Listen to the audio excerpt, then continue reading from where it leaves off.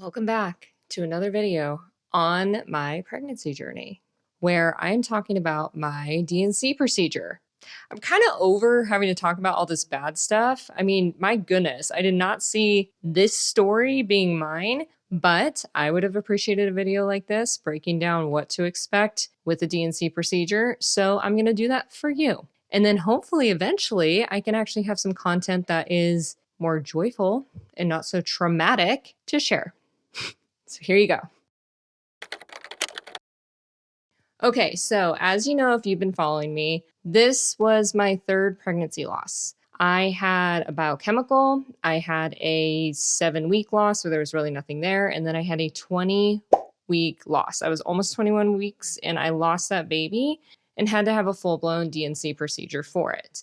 Now, I'm going to try to recall all the details on it because unfortunately it was so emotionally taxing that I've noticed that I've started to already kind of forget some of these details because I think my brain is trying to protect me because I've already been through so much in the last 365 days that I was truly having a hard time recalling detail. So I think I'll be able to get most of it. As soon as I start talking, things tend to flow and come back to me. So let's start from the beginning. I'm not getting into what happened. Again, I cannot talk about that. That is just too much for me, but I will get into the details on it. I found out I was going to have a DNC on a Friday.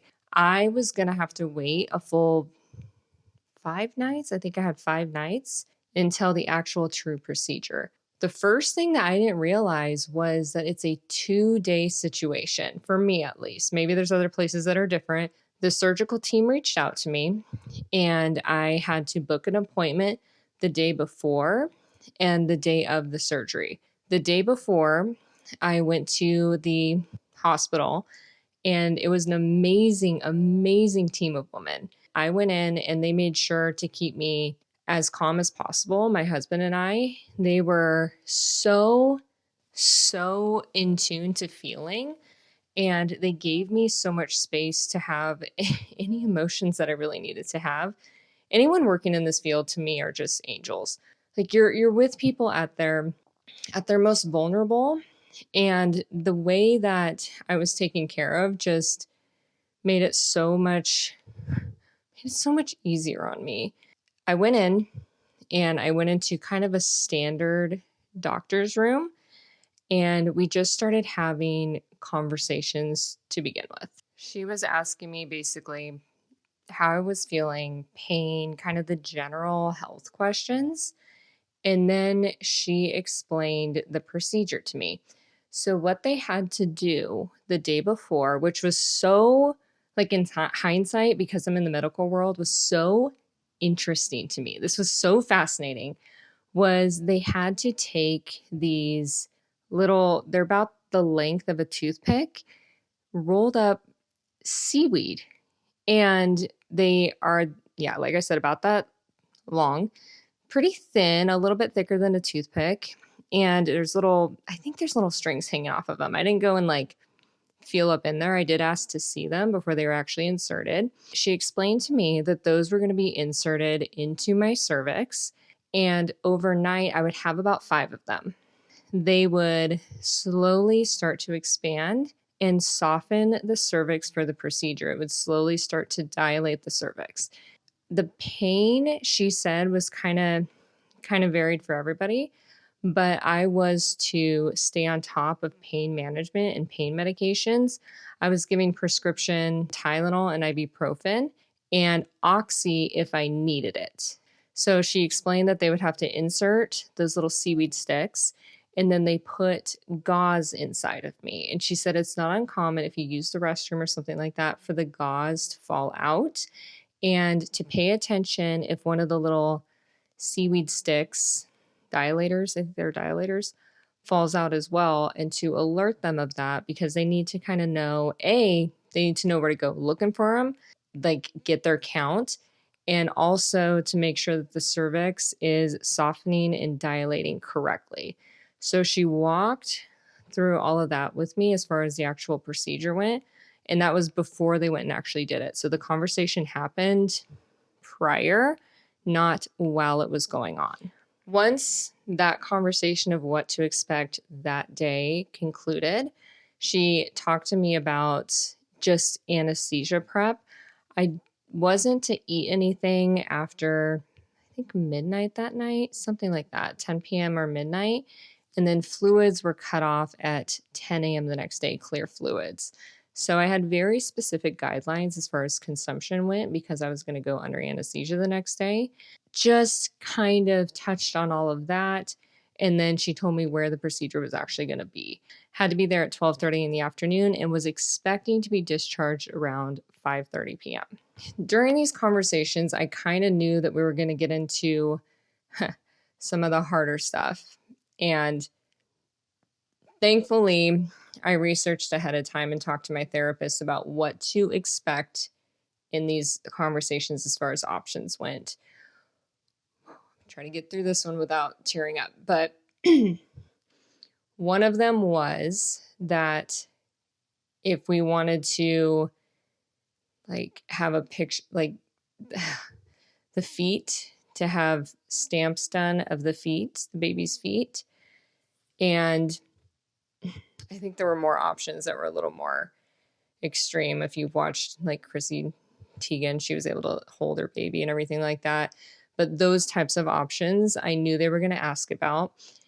And something that my husband and I talked about ahead of time was if there was any options to have this baby or child help other children. And this might be hard for some people to kind of wrap their head around, but we decided and asked if we could donate his body to science. And we did. Oh, okay. Thought I was stronger. Okay. We did do that, and we felt really good about doing that because it was almost like, even though our baby we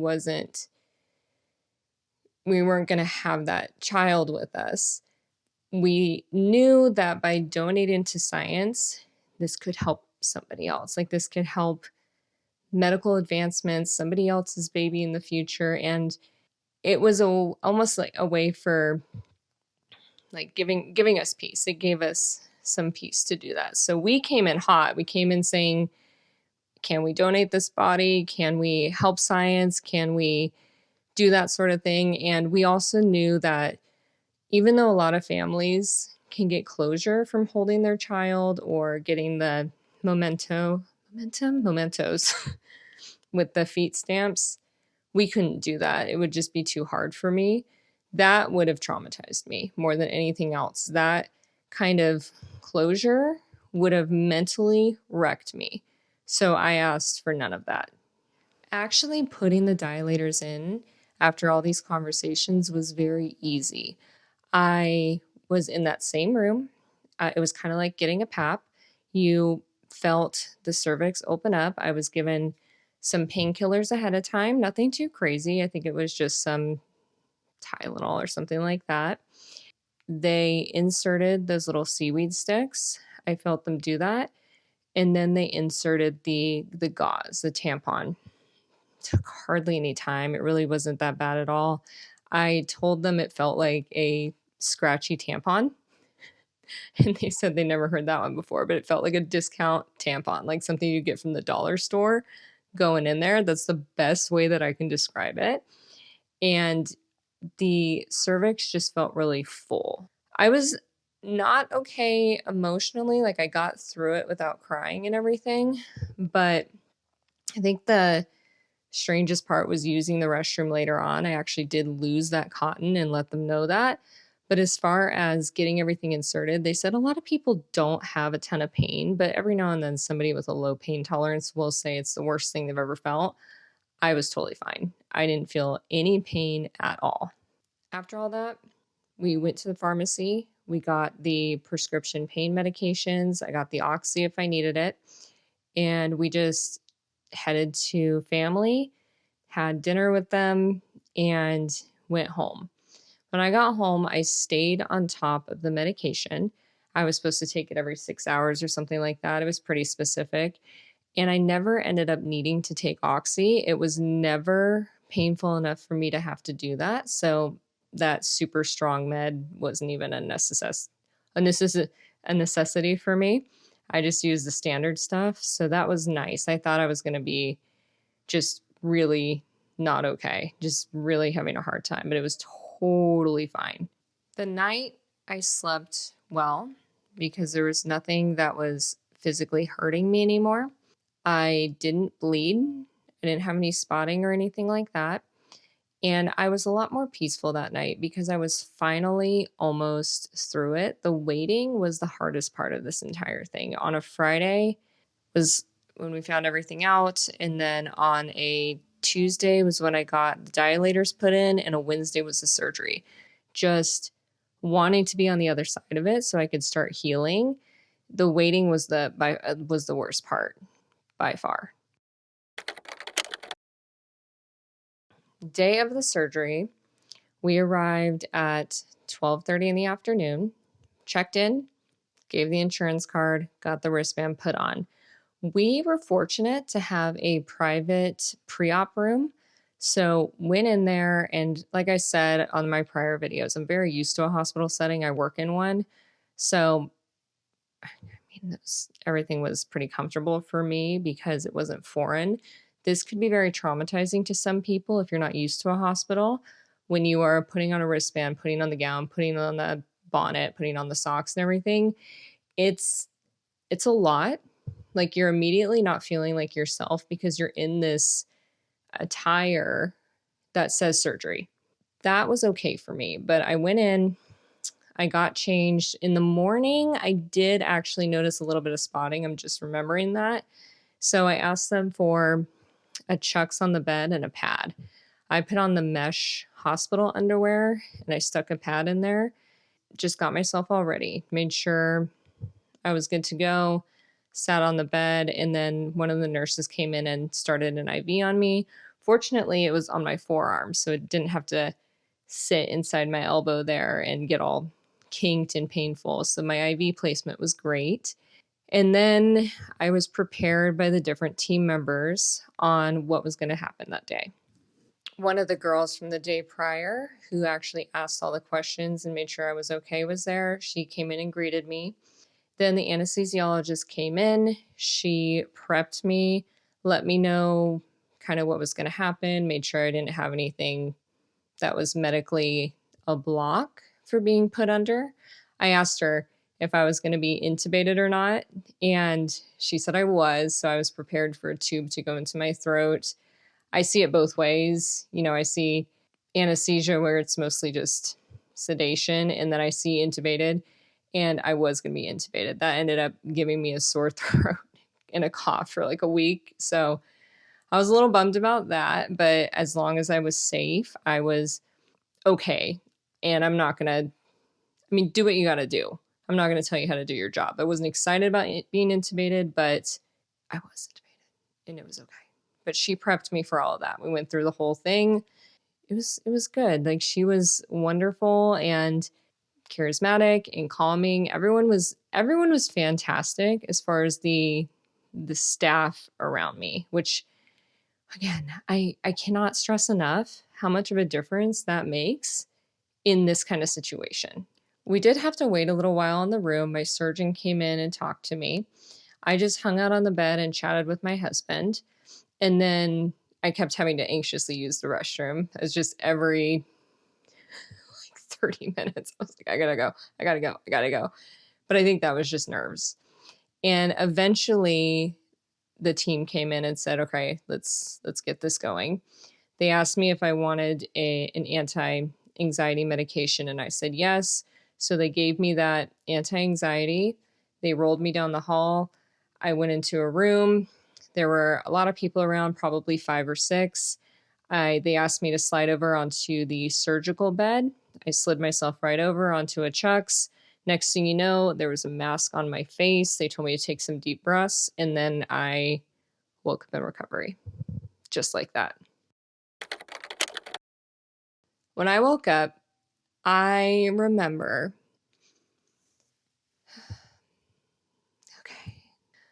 I remember asking the nurse how big he was. And the poor nurse, she probably thinks that I don't remember that because I asked the surgeon something else, and she told me I wouldn't remember this because I was coming out of anesthesia, but I do. I remember all of this. That was one of the first things that I asked was how long was he? How big was he? And this poor nurse who was just there to help me recover is having this young woman wake up and ask questions like that. So I can only imagine she tried to change the subject, and I don't blame her. I didn't like push or anything. And plus she wouldn't know. But that was the first thing that I asked when I woke up. I was bleeding kind of like the first day of a period. The pad they gave me had a decent amount of blood on it, but it wasn't astronomical. But the person who was helping me recover did check to make sure my bleeding was okay. When my husband came in, he said that he was shocked because I was just bright-eyed sitting up in bed with crackers and ginger ale. And he thought I was just going to be this groggy, completely out of it individual. But I was okay. I felt more relief than sadness because I'd already been mourning this for 5 days, and I just wanted nothing more than to be on the other side of it because I felt like I was just being stuck in this torture and I couldn't get out of it. I needed to be able to move on and grieve. And so once I woke up and knew everything was done, I understood because of my last procedure that I wouldn't be okay in the coming weeks as far as emotions go because of the hormone dip and because my body, I was carrying 5 months worth of pregnancy weight on it. My body wasn't what I was used to. My mind wasn't what I was used to. I just suffered my third loss in 365 days.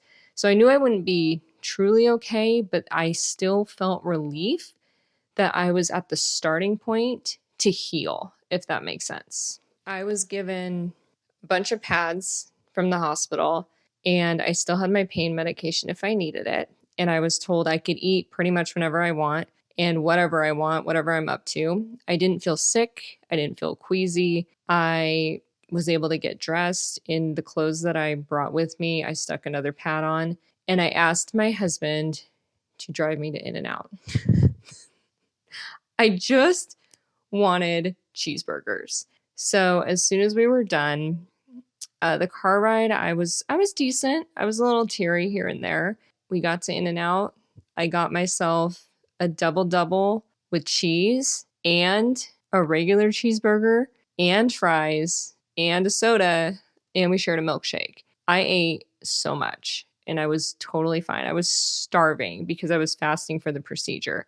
I had my appetite. I had my personality. I understood what I went through. I was doing okay. I was doing okay. We ended up going to my family's house that night, and I continued to be fine. You know, it was great seeing family and everything. And I mentioned in my prior videos the next day was Thanksgiving. I will say the next day was when everything went sideways on me. I was pretty happy through most of Thanksgiving. And then about 6 o'clock hit, it was starting to get dark. And that's when I couldn't stop crying. I just went into the other room. I was sobbing. I cried for like 3 days straight, off and on. This is when I was waking up from the nightmares and only sleeping 3 hours. That's when everything just hit me. That's when the magnitude of what we went through as a couple and what I went through physically hit me like a truck. And I knew it was coming, but I didn't know it was coming that hard. As far as physical went, I only bled for about 2 days after that procedure. The hardest part, again, was the hormones just crashing down and the understanding of that loss. So the procedure itself, if you took out it's hard to say take that out because the loss and the sadness is such a huge part of it. But if you were able to remove that and just look at the physical pain and procedure itself, it wasn't that bad for me. not that painful, not that bloody. Everything else around it made it just another moment in my life that tested my grit and my strength. I had to decide which direction I wanted to go with this. Was I going to let this roll into 2025 and take me out and make me scared of pregnancy and make me question if I wanted to get pregnant and if we wanted kids? Or was I going to say, this happened, this happens to people, I accept that this happened to me, I'm going to get through this and I'm going to get back on it and decide to be stronger than it. So it really puts you at this crossroads as to how you are going to handle your journey going forward. It tests you. It really does test you. So right now I am about 4.5 weeks, 5 weeks past it. I just had my first period. I had about 2 weeks after, I had 2 weeks of spotting. And then I just had a period that lasted 4 days. It was heavy, but it was less time. And I had a little bit of spotting. So I'm finally past that initial first period, which was, again, a relief to me. I didn't cry through it or anything. And right now, I am just training. I'm just working out, taking control of my physique and my journey. And as far as the fertility aspect right now, we have a specialist and we have a saline ultrasound sonogram. Something saline where they're gonna check my uterus after my second period to make sure there's no scar tissue. And we also have genetic testing panels out to see kind of what's going on with us. And before we start trying again, we want to make sure that nothing is going to surprise us because we have been through the ringer. And I'm braced for potentially having to deal with more of these. But if I do, that's okay.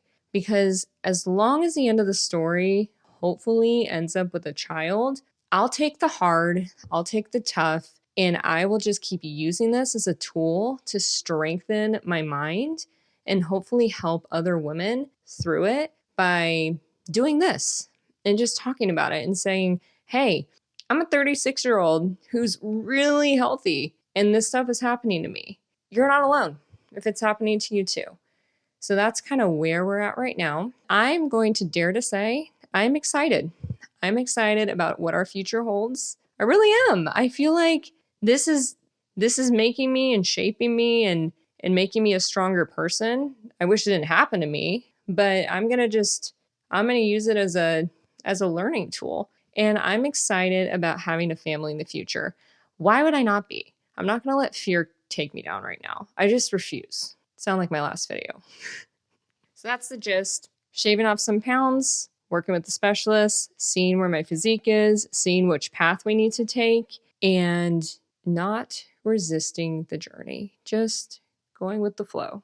When it's supposed to happen, it will make sense. We'll have a wonderful little human and I'll be like, oh, we were waiting for you. That's why it was so rough, because we were waiting for you. It's going to be great. It just is. Like, horrible procedure, but it's going to be great. It better be great. Anyway, y'all, have a wonderful 2025. This is my first video going up in the new year. Keep doing that work.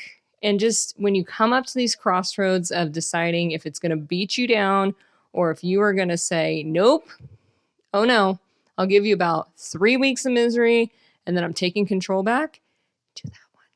You want to do that one. Use a therapist, use some books, use family, use friends, use the treadmill or the mountains or the hiking trails or the punching bags. Go join a gym. Get into Krav. but don't let this steal your joy and take you out. All right? Have a good day.